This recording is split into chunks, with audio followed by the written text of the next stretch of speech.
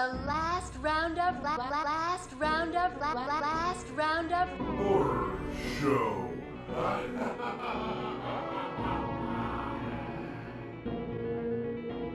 I discovered there is life after death. How do you know? There is a certain mental transference, telepathy that occurs between the vampires and their victims. So let the sun shine in, face it with a grin, smilers never lose, and frowners never... This is the last round of Horror Show. I am Frank. We got the whole crew here. We got Jason Miller. Yay. Let's move it along. Oh, we got Ray. We got John. Everybody's here. Hey, man. There we go. I'll Hi, take guys. my intro. Thank you. Well, we had a fine double feature this time. I thought it worked out really well. I chose Head of the Family. Jason selected The Dentist.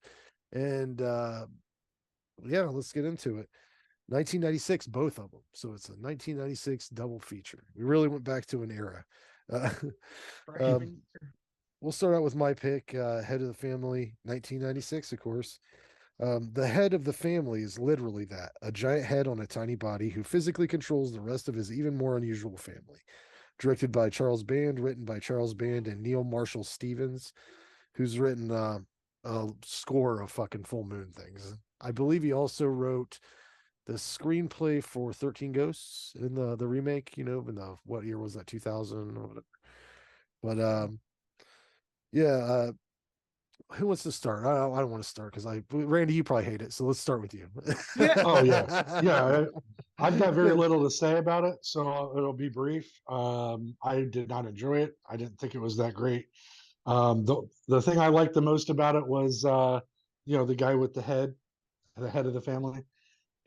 Him alone was worth watching it for one time, because he had some pretty great one-liners, and his banter with the main guy was pretty funny, and he was an interesting idea. I liked the idea. Practical effects were kind of cool for it, but pros, I liked the goofy music. Had a pretty funny ending. Like I said, it had some cool FX makeup. The cons, I mean, everything about this kind of movie I don't like. The acting was terrible. It looked like an 80s TV show. It was so basically a softcore porn written around the story idea they had. I mean, I had some technical difficulties too, because I was trying to watch it on this app called Imbi, and it kept kicking me out because it was updating. So I had to go on Tubi, and they've got like 50 fucking commercials now and everything. So it took like way longer than it should have. Were they all for Farmer Wants a Wife? Because that's what I was getting. Every commercial. Farmer Wants a Wife, some random like Kia commercial that I was like, I only got the Farmer Show. That's all I was getting. So that it drug it out for way longer, and I couldn't skip it. This isn't my kind of thing. Like I wish I liked these more. Like I said, I tried to have fun with it, but I felt like I was wasting an hour and a half of my time. So was it fun to watch for one time? I would say yes. Like I said, there's a lot of skin in this. So if you're looking for some nice 80s tits, 90s tits, whatever, it's got that for you. And the story is basically, Texas Chainsaw Massacre meets a monster movie. So I liked it to a point, and then I didn't like it at the end. So I gave it a 4 out of 10. So yeah, I figured that's where you'd go. One thing real quick too. if Rob Zombie made a remake of this, though, I would watch it, because it feels like something that he could make the kind of trash I like. But see, I don't think that I actually mentioned Rob Zombie in mine because I thought that if Rob Zombie, I thought that the dialogue was written like if Rob Zombie pulled it back a little bit. Like like Rob Zombie just lays on that fucking corn pone shit. That stuff I thought it was really well done in like a pizza schlock kind of way. The opening music lets you know what the movie's going to be. Like, it's just it's almost like it would be called, if it was in a music library, it'd be called horror comedy rag or something like that. And it sounds like if Richard Band, who's the guy that wrote the theme, uh, was doing what he thought Danny Elfman would do, but they can't afford Danny Elfman. Yeah. So I it's see like, that. but like this is probably among my favorite full moon movies. I love the way the dialogue is written. I think it's funny. I don't think there's just one liners from the head of the family. I think that the one dude has them throughout the movie. Oh yeah. Everybody Yeah, I meant it's all all of like them have one-liners. one-liners. Like, yeah, it's like exactly. Yeah. it's but yeah, it is like if Rob Zombie pulled back to the appropriate amount of like grimy Southern talk.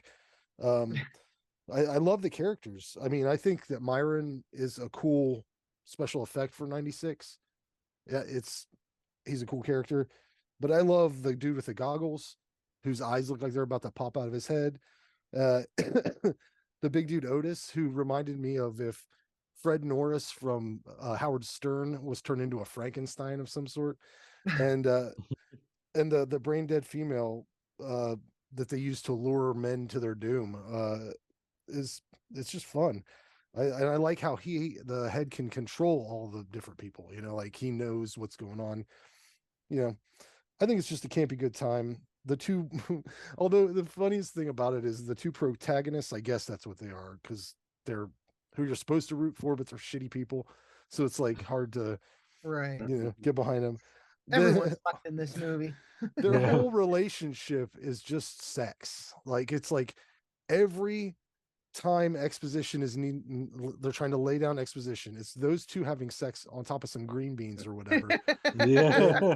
And they're talking about it. Even when he asked her to marry him, they're having sex at that time, but it's in a position that I'm pretty sure like logistically wouldn't work, because they're both like vertical, and it's ridiculous. But yeah, the angles are just all wrong. The main dude Lance, I thought he was dealing with this whole situation sort of like how Huckleberry Finn would fucking deal with it. So it's like it's clearly a modern day sort of Huckleberry Finn tale. He's like, Oh yeah, clearly. Sure. like, and it has lines in Instead it of like painting the fence white, he's painting the chick white. Yeah.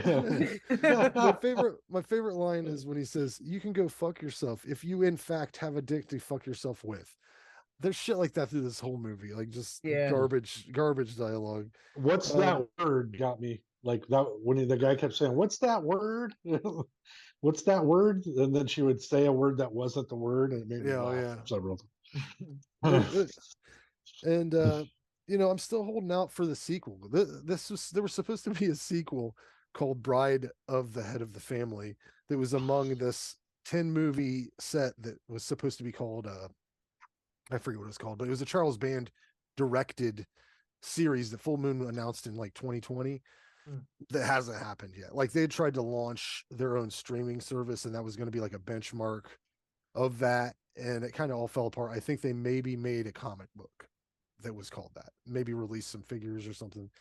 But yeah, I thought it was fun. I gave it an 8. I like it. Who's up? All right, so I remember. I'll go. Oh, okay. I just want to give this maybe a chance to end on a positive note. So I'll sneak in here real quick.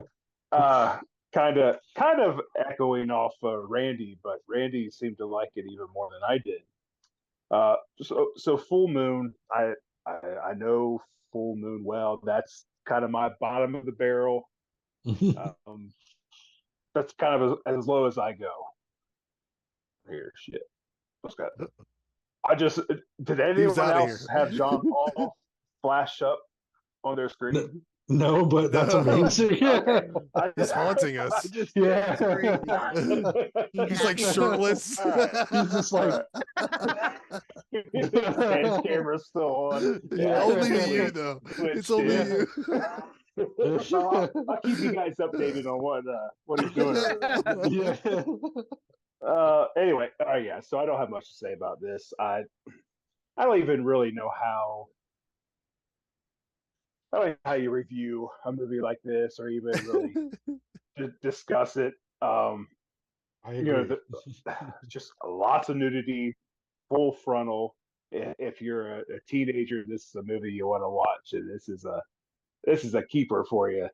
Those actresses but- do have some other films that you might want to look up first, I believe. Mm-hmm. I'm not sure.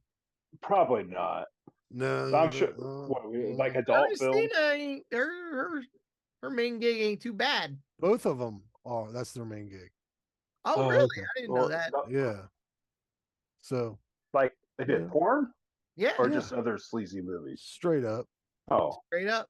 well, I thought that the one girl was Playmate, right? I'm not sure. I didn't go that far in depth. Does it but- matter?